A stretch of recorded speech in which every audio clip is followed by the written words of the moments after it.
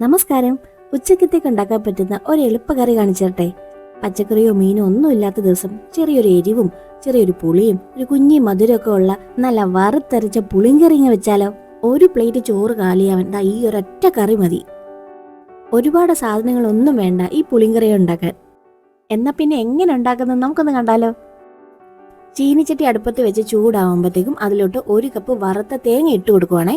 ഈ തേങ്ങ ചെറുതായിട്ടൊന്ന് ചൂടായി വരണം. ഇവിടെ തേങ്ങ ഇതുപോലെ വറുത്ത് ഞാൻ സൂക്ഷിച്ചു വെക്കുവേ. അപ്പൊ കറി ഉണ്ടാക്കാൻ തോന്നുവാണെങ്കിൽ പെട്ടെന്ന് അതിൽ നിന്ന് കുറച്ചങ്ങ് എടുത്താൽ മതിയല്ലോ.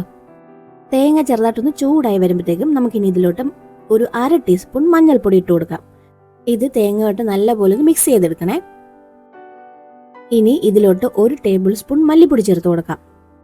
മല്ലിപ്പൊടി ഇതുപോലെ ഒന്ന് മിക്സ് ആക്കി കൊടുത്തിട്ട് നമുക്കിനി മുളക് പൊടി ചേർത്ത് കൊടുക്കാം. ഒരു 2 ടേബിൾ സ്പൂണോളം മുളക് പൊടി ചേർത്ത് കൊടുക്കുന്നുണ്ടേ. ഇനി നല്ല പോലെ ഒന്ന് മിക്സ് ചെയ്തെടുക്കണം. പൊടികളെല്ലാം ഒരുപോലെ മിക്സായി പൊടിയുടെ ഒരു മൂത്ത മണം വരുമ്പോഴത്തേക്കും നമുക്കിനി ഇത് തീ ഓഫ് ചെയ്യാം. ഇനി ഈ തേങ്ങയുടെ ചൂടൊക്കെ ഒന്ന് മാറുമ്പം നമുക്കിനി മിക്സിയിൽ ഇത് അരച്ചെടുക്കണേ. ആദ്യം നമുക്കിത് മിക്സിയിൽ ജസ്റ്റ് ഒന്ന് പൊടിച്ചെടുക്കണം. തേങ്ങയൊന്ന് ജസ്റ്റ് ഒന്ന് പൊടിച്ചെടുത്തിട്ടുണ്ടേ. ഇനി ഈ തേങ്ങ ഒന്ന് അരഞ്ഞു കിട്ടാൻ വേണ്ടിയിട്ട് ആവശ്യമായ കുറച്ച് വെള്ളം ഒന്ന് ചേർത്ത് നല്ല പോലെ ഒന്ന് അരച്ചെടുക്കണം. അങ്ങനെ വറുത്ത തേങ്ങ നല്ല പേസ്റ്റ് പോലെ അരച്ചെടുത്തിട്ടുണ്ടേ.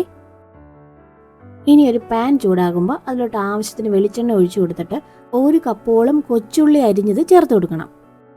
ഇതിലോട്ട് തന്നെ കുറച്ച് ഫ്രഷ് കറിവേപ്പിലയും കൂടി ചേർത്ത് കൊടുത്ത് നല്ല പോലെ ഒന്ന് വഴറ്റിയെടുക്കണം. പെട്ടെന്ന് വഴണ്ട് വരാൻ ഒരു നുള്ളു ഉപ്പ് കൂടി ചേർത്ത് കൊടുത്താൽ മതി. കൊച്ചുള്ളിയെല്ലാം നല്ലപോലെ മൂത്ത് നല്ല ബ്രൗൺ കളർ ആയിട്ടുണ്ടേ. ഇനി നമുക്കിത് പാത്രത്തിൽ നിന്ന് മാറ്റിയെടുക്കാം. ഇനി ഒരു മൺചട്ടി അടുപ്പത്ത് വെച്ച് ചൂടാകുമ്പോൾ അതിനകത്തോട്ട് കുറച്ച് വെളിച്ചെണ്ണ ഒഴിച്ച് കടുകിട്ട് പൊട്ടിച്ചെടുക്കണം.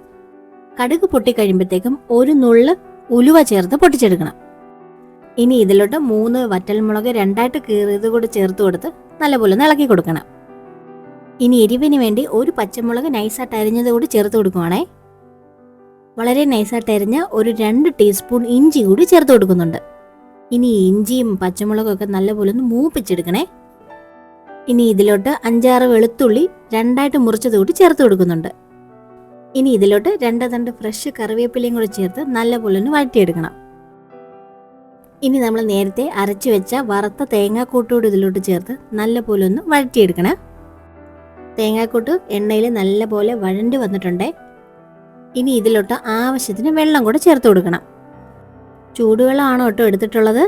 നമ്മുടെ കറിക്ക് ആവശ്യമായ വെള്ളം ചേർത്ത് കൊടുക്കണം. കറി ഒന്ന് ചെറുതായിട്ട് തിളച്ചു തുടങ്ങുമ്പോഴത്തേക്കും വെള്ളത്തിലിട്ട് വെച്ചിട്ടുള്ള ഒരു 5-6 കുടംപുളിയും കൂടെ ചേർത്ത് കൊടുക്കാം. കുടംപുളിക്ക് പകരം വാളംപുളിയോ അല്ലെങ്കിൽ ഒരു തക്കാളിയോ നമുക്ക് ചേർത്ത് കൊടുക്കാം.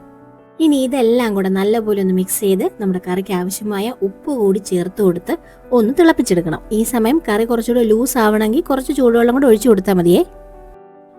ഇനി ഇതിലേക്ക് കുറച്ച് കറിവേപ്പിലയും കൂടി ചേർത്ത് നല്ലപോലെ ഒന്ന് ഇളക്കി ഒന്ന് ചൂടായി വരുന്നവരെ വെയിറ്റ് ചെയ്യണം. കറി ഇപ്പോൾ ചെറുതായിട്ടൊന്ന് തിളച്ച് വരാൻ തുടങ്ങുന്നുണ്ടേ. ഇനി ഇതിലോട്ട് നമ്മൾ നേരത്തെ വഴറ്റി വെച്ചിട്ടുള്ള ഉള്ളി ചേർത്ത് കൊടുക്കണം. വേണമെങ്കിൽ നമ്മൾ നേരത്തെ പച്ചമുളകും എല്ലാം വഴറ്റുന്ന സമയത്ത് ഉള്ളി ചേർത്തങ്ങ് വഴറ്റിയെടുത്താലും മതി.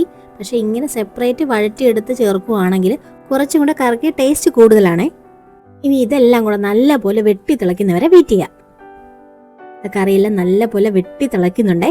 ഇനി ഇതിലോട്ട് മധുരത്തിന് വേണ്ടി ഒരല്പം ശർക്കര കൂടി ഞാൻ ചേർത്ത് കൊടുക്കുവാണേ. ഇതിന്റെ കൂട്ടത്തിൽ തന്നെ 1/2 ടീസ്പൂൺ ഉലുവ പൊടിയും 1/2 ടീസ്പൂൺ കായപ്പൊടിയും കൂടെ ചേർത്ത് കൊടുക്കുന്നുണ്ടേ. ഇത് നമ്മുടെ കറിക്ക് ഒരു പ്രത്യേക മണം തരും കേട്ടോ. ഇനി ഇതെല്ലാം കൂടെ നല്ലപോലെ മിക്സ് ചെയ്ത് കൊടുക്കണം. കറി തിളയ്ക്കുമ്പോഴുള്ള മണം എന്നാ മണമെന്നറിയോ, നമ്മുടെ വായിൽ വെള്ളം വരുവേ. അങ്ങനെ നമ്മുടെ വറുത്തരച്ച പുളിങ്കറി റെഡി ആയിട്ടുണ്ട് കേട്ടോ. കണ്ടോ, നല്ല എണ്ണയൊക്കെ തെളിഞ്ഞ് ചെറുതായിട്ടൊന്ന് ഇരുന്ന് കുറുകി നല്ല സൂപ്പറായിട്ട് നമ്മുടെ പുളിങ്കറി റെഡി ആയിട്ടുണ്ട് കേട്ടോ. ഈ കറി ഉണ്ടാക്കാൻ ഒരുപാട് സമയവും വേണ്ട, ഒരുപാട് സാധനങ്ങളും വേണ്ട. ഇനി ഒട്ടും വെയിറ്റ് ചെയ്യണ്ട. കുറച്ച് ചോറും 2-3 പപ്പടവും ഒരു തോരനും കുറച്ച് അച്ചാറും വെച്ചിട്ട് നമ്മുടെ കറി ആ ചോറിലോട്ട് ഒഴിച്ചു കൊടുക്കണം. വറ്റൽമുളകൊന്നും പെട്ടെന്നെടുത്ത് മാറ്റരുത്. അത് നല്ലപോലെ ഞെരടി അതിൻ്റെ അകത്തുള്ള നീര് വരെ എടുക്കണം. എന്നിട്ട് ഇതെല്ലാം കൂടെ കൂട്ടി ആ പപ്പടത്തിൻ്റെ പീസും എടുത്ത് ഒരു ഉരുള ചോറ് അങ്ങോട്ട് കഴിച്ചാൽ എൻ്റെ പൊന്നോ, പറയുമ്പോൾ തന്നെ വായി വെള്ളം വരുന്നു. അപ്പോൾ ഇന്നത്തെ കറി ഇഷ്ടപ്പെട്ടോ? ഇഷ്ടപ്പെട്ടെങ്കിൽ കമൻറ്റിലൂടെ അതിൻ്റെ അടുത്ത് അറിയിക്കണേ. മറ്റൊരു നാടൻ കറിയായിട്ട് വീണ്ടും തന്നെ കാണാം കേട്ടോ.